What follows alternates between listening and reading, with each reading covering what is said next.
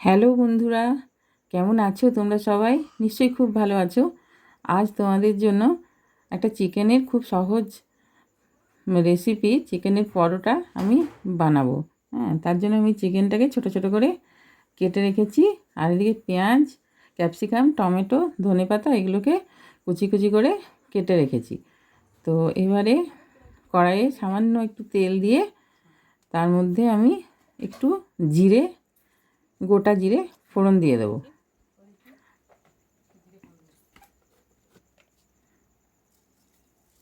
দিয়ে তারপরে পেঁয়াজ কুচি, ক্যাপসিকাম কুচি, টমেটো কুচি এগুলো এক এক করে দিয়ে এগুলোকে একটু লাল লাল করে ভেজে নিতে হবে। খুবই সহজ রেসিপি, তো এটা সবাই তোমরা বানাতে পারবে। এটা আমি মাঝে মাঝে বাড়িতে তৈরি করি, আর যখনই একটু সময় পাই তখনই একটু আমি তৈরি করার চেষ্টা করি বানাবার। আর এদিকে টমেটো কুচি সব কিছু দিয়ে, টমেটো কুচি, ক্যাপসিকাম কুচি এগুলো সব কিছু দিয়ে একটু ভালো করে নেড়ে চেড়ে নিতে হবে। এগুলো অত বেশি ভাজার দরকার নেই, কারণ এগুলো তো সবই নরম জিনিস, মানে তাড়াতাড়ি এগুলো সেদ্ধ হয়ে যায়, টমেটো বলো কি ক্যাপসিকাম বলো। তো তারপরে একটু হলুদ আর নুন দিয়ে একটু নেড়ে চেড়ে নেব। আর আমি লঙ্কাটা এই স্টাফিংয়ে দেওয়াটা পছন্দ করি না, কারণ মুখে ওরমভাবে ঝাল লাগলে আমার পরোটার টেস্টটা ঠিক ভালো লাগে না, ওই জন্য। তো এইভাবে আমি নুন আর হলুদ দিয়ে একটু নেড়ে চেড়ে নেব। তো আমার বাড়িতে ভাজা মশলা আছে, জিরে, ধনে, লঙ্কা, শুকনো লঙ্কা, তারপরে একটু ওই গরম মশলা, এই গরম মশলার ওই এলাচ, লং আর দারচিনি এগুলোকে একটু শুকনো তাওয়ায় ভেজে আমি গুঁড়ো করে রাখি। এটা আমি অনেক তরকারিতেও আমি এটা ব্যবহার করি। তো ওইটা আমি গুঁড়ো করে রেখেছি, ওইটা আমি লাস্টে নামানোর সময় একটু ছড়িয়ে দেবো। এইভাবেই পুরটা করে নেবো আর কি। আর এই যে চিকেনটা দিয়ে একটু ভাজা ভাজা হয়ে গেলে, চিকেনটা যেহেতু খুব ছোটো ছোটো করে কাটা আছে, তো এটা তো বেশিক্ষণ লাগবে না সেদ্ধ হতে। তো এইভাবে আমি পরোটার ভেতরের স্টাফিংটা বানিয়ে নেব।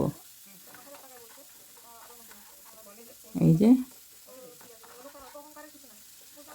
আর লাস্টে একটু একটু গোলমরিচের গুঁড়ো, একটু ধনেপাতা কুচি, আর ওই যে বাড়িতে বানানো যে মশলাটা থাকে ওইটা ছড়িয়ে একটু নামিয়ে দেবো। আর বেশি কিছু এটা দেওয়ার দরকার নেই, এটা খুবই সহজভাবে বানানো যায়। বাড়িতে থাকা জিনিস দিয়েই আমি সবসময় বলেছি তো যে করার চেষ্টা করি। তো এগুলো তো সবার বাড়িতেই পাওয়া যায়, পাওয়ার মানে থাকবে আর কি। তো এই যে এগুলো দিয়ে আমি মোটামুটি এই যে সমস্ত দিয়ে এগুলো এবার হয়ে গেছে আমার স্টাফিংটা। তো এটাকে আমি এবার রেখে দেবো। আর ময়দাটা একটু মেখে নেব। ময়দাটা যেভাবে পরোটার ময়দা মাখা হয় সেইভাবেই হবে। এটা একটু নুন দিয়ে তারপরে 2 চামচ তেল দেবো।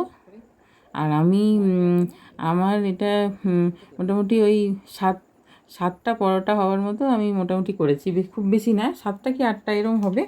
তো এরম ময়দা আমি মাখছি। এবার যার যেরকম ফ্যামিলি মেম্বার সে সেরকম মাখবে। তো তাকে সেরকম ময়দা নিতে হবে, তার জন্য সব কিছুই বেশি লাগবে। তো আর তার সঙ্গে আমি একটা ডিম ফেটিয়ে নিয়ে আমি ময়দার সঙ্গে একটু মিশিয়ে নিচ্ছি, তাতে একটু টেস্টটা বাড়বে। আর এটা অপশনাল, এটা কেউ মেশাতেও পারে, নাও মেশাতে পারে। কারোর যদি না ভালো লাগে সে নাও মেশাতে পারে। এবারে অনেকে হয়তো ডিমের গন্ধটা অতটা ভালো লাগে না, তো সে নাও মেশাতে পারে। সে এমনি এমনি ময়দাটা এমনি ময়ান দিয়ে নুন তেল সমস্ত দিয়ে ময়ান দিয়ে মেখে নিতে পারে। একটু ঠেসে মেখে নিতে হবে ময়দাটাকে, যাতে খুব বেশি না নরম হয়ে যায়। খুব বেশি নরম হয়ে গেলে বেলতে ভীষণ অসুবিধা হবে। এবারে ময়দাটাকে এই যে ঠেসে মেখে নিয়েছি। আর একটুখানি সময় ঢাকা দিয়ে রেখে দিলে ভালো হয়। আর তারপরে ওটার থেকে লেচি কেটে আমি যে এবারে পরোটাগুলো বানিয়ে নেব। তো পরোটাগুলো একটু একটু বড় বড় সাইজেরই আমি করছি।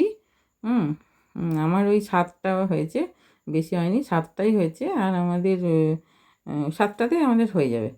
তো এবারে মাঝখানে আমি যে চিকেনের যে পুরটা সেটা আমি দিয়ে তারপরে যেভাবে ডিম পরোটা বানায় সেইভাবেই আমি এটাকে একটু ভাঁজ করে দিচ্ছি। ভাঁজ করে দিয়ে আর তারপরে একটু লাল লাল করে ভেজে নিতে হবে। কম আঁচে একটু লাল লাল করে ভেজে নিতে হবে। যত লাল লাল করে ভাজবে তত টেস্টি হবে খেতে। আর বাকি এই যে যে স্টাফিংটা সেটাও কিছুটা ম্যাটার করে, যে পরোটার ভিতরে যে স্টাফিংটা থাকবে সেটা যত টেস্টি হবে পরোটা ততটাই টেস্টি হবে। তো ওটা একটু ঠিকঠাক স্বাদ মতো নুন নুন এগুলো দিয়ে ঠিকঠাক করে বানাতে হবে। আর এরমভাবে বানালে এটা খেতে খুবই ভালো লাগে। এই যে এটা হয়ে গেছে পরোটাটা, এটা সস দিয়ে খেতে খুবই সুন্দর লাগে। তো এই যে আমার মেয়ে এখন ট্রাই করছে। মেয়ে এমনিতে পারে বানাতে, সব কিছু হেল্প করে দিলে, একটু রেডি করে দিলে সব কিছু ও বানায়।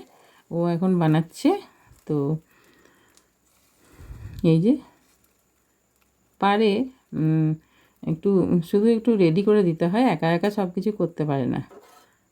এইভাবে বানিয়ে নিতে হবে সবগুলো। আর যত পাতলা হবে পরোটাটা যত পাতলা বেলতে পারবে তত টেস্টি হবে।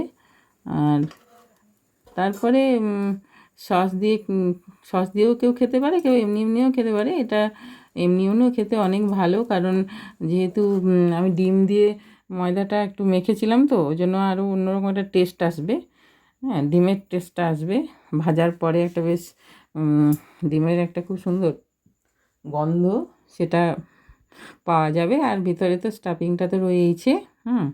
আর আমি খুবই সহজ রেসিপিগুলো তোমাদের সঙ্গে শেয়ার করি, কারণ তাহলে তোমরা যাতে খুব সহজেই বানাতে পারো। বাড়িতে থাকা জিনিস দিয়ে আমি সমস্ত জিনিস বানানোই পছন্দ করি। আর এই যে এটাও হয়ে গেল। এবার পরোটাগুলোকে সার্ভ করব। মাঝখানে কেটে এগুলোকে সার্ভ করে দিয়েছি। আর আমার রেসিপিটা তোমাদের কেমন লেগেছে অবশ্যই জানাবে। খুব ভালো থাকবে তোমরা সবাই। বাই।